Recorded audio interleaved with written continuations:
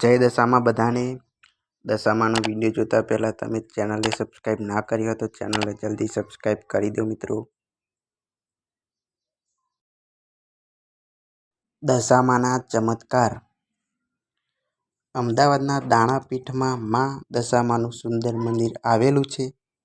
બહેનો ત્યાં ઘણી શ્રદ્ધા અને હોંશથી દર્શને જાય છે.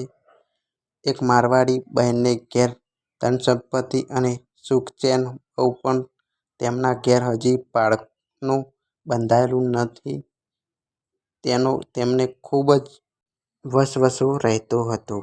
ઉંમર પણ આગેળ થવા આવી પણ પોતે કોઈ પુત્ર જણી શક્યા નહીં તેનું ખૂબ દુઃખ હતું. કેટલીક બહેનો દશામાનું વ્રત કરતી જોઈ તેમણે પૂછ્યું, બહેનો આ વ્રત કરવાથી શા ફાયદા થાય છે? એકે કહ્યું, મા દશામાં આપણી ખરી અવદશા થઈ હોય તો ટાળે છે. બીજા બોલી, આપની મનોકામના પૂરી કરે છે. પેલા મારવાડી બહેનને થયું કે વ્રત કરવાથી કદાચ મા દશામાં મારી વર્ષોથી અધૂરી એવી ઈચ્છા પુત્રની પ્રાપ્તિ કરવી આપે તો તેમણે પણ દશામાનું વ્રત લીધું. ઘરમાં માનું સ્થાપન કર્યું અને શ્રદ્ધાપૂર્વક ભક્તિ કરી. 1 વર્ષ વીત્યું, બીજું ગયું, 3 વર્ષ થયા અને બહેને પુત્રની આશા બંધાઈ. દશામાએ તેમને ખોરાના ખૂંદનાર આપ્યો. 5મા વર્ષે એ મારવાડી બહેને ધામધૂમથી મહાઉજવણું કર્યું. ચાંદીની સાંઢણી બ્રાહ્મણને દાનમાં દીધી. બ્રાહ્મણને ભોજન કરાવ્યા. નાના બાળકોને જમાડ્યા. યથાશક્તિ પુણ્યદાન કર્યું. માની કૃપાથી આજે એ બહેનનો પુત્ર આનંદકિલ્લોલ કરતો જીવે છે. પારણું બંધાવનાર મા દશામાં સૌની મનોકામના પૂરી કરે છે. બીજો ચમત્કાર. નળકાંઠામાં નાનોદરા કરીને એક રળિયામણું ગામ છે. ગામમાં નંદુબેન કરીને એક બહેન બાપને ત્યાં પિયરમાં રહેતી હતી. નંદુબહેનને એક આ બીજા કારણસર સાસરિયા તેડતા નહોતા. સાસરિયાને નંદુનું કોઈ કામ ગમતું નહોતું. ગમે તે બહાને નીચે તેને ઉતારી પડાતા હતા. સાસુ સસરા તેમના દીકરાને રોજ ફરિયાદ કરે કે તારી વહુને કોઈ જ કામ આવડતું નથી. એક બેડું પાણી ભરાઈ જાય છે તો 2 કલાક ઘરે આવે છે. બહુ જ કામચોર છે. નંદુના પતિને નંદુ ગમતી હતી પણ તેની માને ગમતી નહોતી. પરંતુ મા સામે બોલવાની કે તેને નારાજ કરવાની તેનામાં હિંમત નહોતી.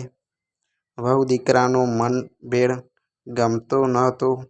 બંને સાથે આનંદકિલ્લોલ કરે તેમાંથી સાંખી શકાતું નહોતું. એક દિવસ વાતમાં મામલો બગડ્યો તો નંદુ ઉપર તેના પતિએ હાથ ઉપાડ્યો. સ્વામિની નંદુ પિયર જતી રહી. બાપને ઘેર 2.5 વર્ષ વીતી ગયા પણ સાસરેથી કોઈ તેડવા આવે નહીં.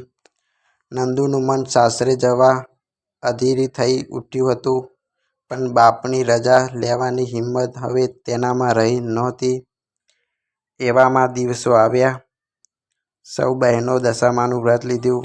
નંદુએ પણ પોતાની મનોકામના પૂર્ણ કરવા દશામાનું વ્રત લીધું. 10મે દિવસે જાગરણ કર્યું. માના ગરબા ગાયા. 11મા દિવસે વિધિપૂર્વક ઉજવણું કર્યું. 12મા દિવસે તો નંદુ દશામાને શ્રદ્ધાથી કરગરી રહી.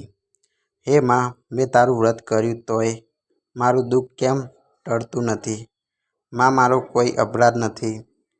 મારા સાસરિયા મને તેડવા આવે તો હું તને 5 શ્રીફળનું તોરણ ચડાવીશ. અને માની કૃપા નંદુ ઉપર ઉતરી. સાસરેથી માણસો નંદુને તેડવા આવ્યા. નંદુના બાપને મનાવ્યા અને નંદુને સાસરે તેડી ગયા. પતિ સાથે સ્નેહ મિલન થયું. નંદુનું દુઃખ દશામાએ દૂર કર્યું. મા પર અતૂટ શ્રદ્ધા રાખવાથી નંદુનું વ્રત ફળ્યું અને દશામાના આશીર્વાદ મળ્યા. દશામાનો ત્રીજો ચમત્કાર. વડિયાના મુંજપુર ગામે એક બહેનને મોટી ઉંમરે ખોરો ભરાયો હતો. પગલીનો પાડનાર અને ખોરાનો ખુદનાર લાડકો દીકરો અવતર્યો, પણ પેલા બહેનને ધાવણ આવે નહીં. માના ધાવણ વગર દીકરો સુકાવા લાગ્યો. કોઈએ પેલા બહેનને દશામાનું વ્રત રાખવાની સલાહ આપી. પેલા બહેને શ્રદ્ધાથી માનું વ્રત રાખ્યું. 5મે દિવસે બહેનને ધાવણ ચડ્યા. બહેનના ઉમંગનો પાર રહ્યો નહીં. હોશે હોશે દીકરાને ધવડાવ્યો અને ત્યારથી દીકરો અલમસ્ત થઈ ગયો. અષાઢ આવ્યો. બહેને મા દશામાનું વ્રત લીધું. ઘરમાં દશામાનું સ્થાપન કર્યા. કળશ સ્થાપન કર્યું. માટીની સાંઢણી સ્થાપન કરી. અખંડ જ્યોત જલાવી. નકોરડા ઉપવાસ કર્યા. 11મા દિવસે બહેને વ્રતની ઉજવણી કરી. માએ બહેનના મનોરથ પૂરા કર્યા. દશામાની કૃપાના લીધે બહેનનું સંકટ ટળી ગયું. ચોથો ચમત્કાર.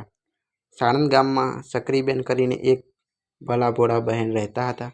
તેમનું શરીર સ્વસ્થ રહેતું નહોતું. વારે ઘડીએ તેમને કોઈ ને કોઈ બીમારી આવતી જ રહેતી હતી. શરીર સાવ નંખાઈ ગયું હતું. એવામાં અષાઢ મહિનાનો આવ્યો. દિવસાનો પૂર્વ આવ્યું. બહેનોએ દશામાનું વ્રત લીધું. સક્રીબેનને પણ દશામાનું વ્રત લેવાની તીવ્ર ઈચ્છા જાગી.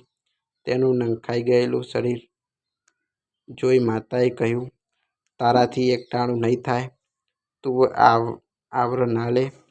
સક્રીબેને કહ્યું, ગમે તે થાય, પણ હું તો આ વ્રત લીધા વિના રહેવાની નથી.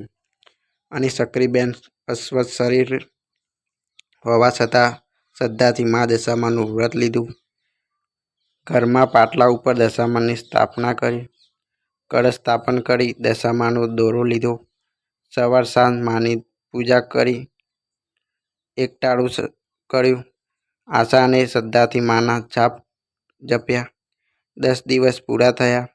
માની કૃપાથી સક્રીબેનની તબિયત સુધરવા લાગી અને મોં પર તેજ આવ્યું. સક્રીબેનને તો મા દશામા ઉપર અતૂટ શ્રદ્ધા બંધાઈ. 11મા દિવસે તેમણે માનું ઉજવણું કર્યું. સક્રીબેનની બીમારી કાયમ માટે જતી રહી. 1 વર્ષ, 2 વર્ષ, 3 વર્ષ, 5 વર્ષ સુધી તેમણે વિધિપૂર્વક વ્રત ઉજવ્યું. 5મે વર્ષે ધામધૂમથી વ્રતનું ઉજવણું કર્યું. દશામાની મૂર્તિનો વરઘોડો ફેરવ્યો. માટીની સાંઢણી જળમાં પધરાવીને રૂપાણી સાંઢણીનું બ્રાહ્મણને દાન કર્યું. બ્રહ્મ ભોજન કરાવ્યું. બાળકોને હેતથી જમાડ્યા. આજે પણ સક્રીબેન મા દશામાના પરમ ભક્ત બની ગયા છે. તે કહે છે કે આએ જ તેમની બીમારી દૂર કરી. કેટલાય ડૉક્ટર પાછળ અઢળક પૈસા ખર્ચ્યા, પણ ડૉક્ટરોએ જે ન કર્યું તે માના વ્રતે કરી બતાવ્યું. કોઈ પણ બહેનની મનોકામના મા દશામા પૂરી કરે છે. દશામાનો ચોથો ચમત્કાર. વાંકાનેરમાં વિમળા બહેન કરીને એક શ્રદ્ધા સ્ત્રી રહેતી હતી. પરણીને સાસરે આવી ત્યારથી એક પણ દિવસ સુખ શાંતિ જોઈ નહોતી. પતિ નોકરી કરતો હતો. તે મિલ બંધ પડી ગઈ. દિયર પણ બેકાર હતો અને આખો દિવસ રખડપટ્ટીમાં પસાર કરતો હતો. દુકાળ પડ્યો હોવાથી ખેતરમાં અનાજ પણ કશું પાક્યું નહોતું. વળી તેમને એક નાનો દીકરો હતો. તે મંદ બુદ્ધિનો હતો. એક દિવસ અષાઢ વદ અમાસને દિવસે તેમણે દશામાનો દોરો બાંધી દશામાનું વ્રત કર્યું અને અત્યંત ભક્તિભાવથી એ વ્રત કરવા લાગી. નિયમિત પૂજા કરતી. નિયમિત દશામાના જાપ કરતી. 11મા દિવસે તેણે દશામાના વ્રત સમાપન કર્યું. એ જ દિવસે સમાચાર મળ્યા કે બંધ મિલ ફરી ચાલુ કરવામાં આવી હતી. તેના પતિની નોકરી ચાલુ થઈ ગઈ. વળી તેના દિયરને એક સંબંધી ધંધાથી કામકાજ માટે નરોબી લઈ ગયા. એ વર્ષે વરસાદમાં પણ ખૂબ સારો પડ્યો અને પાક પણ સારા ઉતર્યા. એક દિવસ એમને ત્યાં એક સાધુ પધાર્યા, જે દવા સારી આપતા હતા. વિમળાબહેને તેમનો દીકરો સાધુ સમક્ષ રજૂ કર્યો અને તેની મંદબુદ્ધિની દવા કરવા કહ્યું. સાધુએ છોકરાને જોયો અને દવા આપી. એ દવાથી છોકરી ધીમે ધીમે માનસિક રીતે સ્વસ્થ થઈ ગયો. દશામાના વ્રતથી આ રીતે વિમળાબહેનની એક પછી એક મુશ્કેલીઓ દૂર થઈ ગઈ અને ઘરમાં સુખ શાંતિનું વાતાવરણ છવાઈ ગયું. દશામાએ જે રીતે વિમળાબહેનને ઉપર કૃપા દર્શાવી નાખી તેમ સર્વ ઉપર પણ તેમનો દયાભાવ ઉતરજો. જય દશામા. દશામાનો છઠ્ઠો ચમત્કાર. મહેમદાવાદમાં મનોભાઈ કરીને એક યુવાન કપડાની ફેરી કરતો હતો.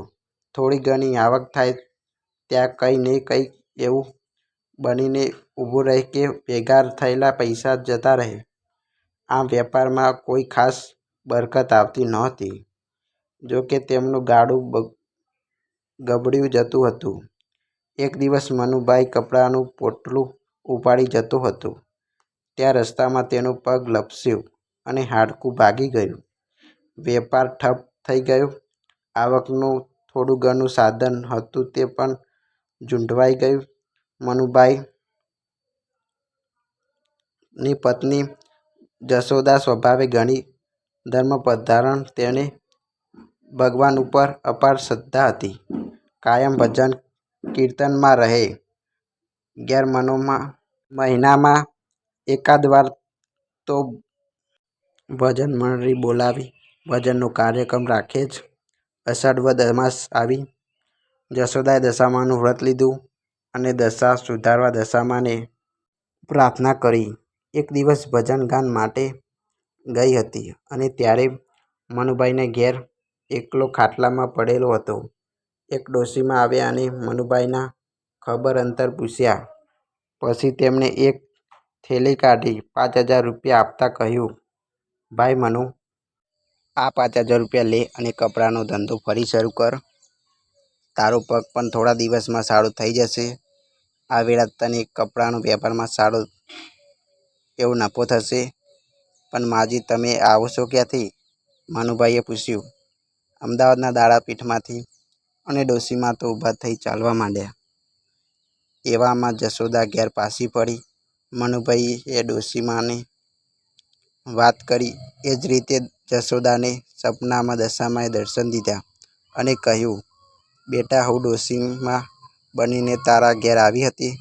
તે માનું વ્રત રાખ્યું એટલે હવે તારી દશા સુધરશે. વેપારમાં જે નફો થયો તેનો અમુક હિસ્સો દાન પુણ્યમાં વાપરજે. જશોદાએ દશામાનું વ્રત કર્યું. મનુભાઈનો પગ ઠીક થઈ ગયો અને ડોશીમાએ આપેલા 5000 રૂપિયાથી તેમણે કપડાનો વેપારની શરૂઆત કરી. એક જ વર્ષમાં તેમને બમણો નફો થયો. તેઓ દાણાપીઠમાં ગયા અને પહેલા ડોશીમાની તપાસ કરી તો તે ન મળ્યા. પણ ખબર પડી કે ત્યાં દશામાનું મંદિર હતું. તેણે દશામાના દર્શન કર્યા અને 10000 રૂપિયાનું દાન કર્યું. દશામાએ જે રીતે મનુભાઈ અને જશોદા ઉપર કૃપા કરી એવી સર્વ ઉપર કૃપા કરજો. જય દશામા. તો મિત્રો, અમારો વિડીયો ગમ્યો હોય તો અમારી ચેનલને સબસ્ક્રાઈબ કરો, લાઈક કરો અને શેર કરવાનું ના ભૂલતા મિત્રો.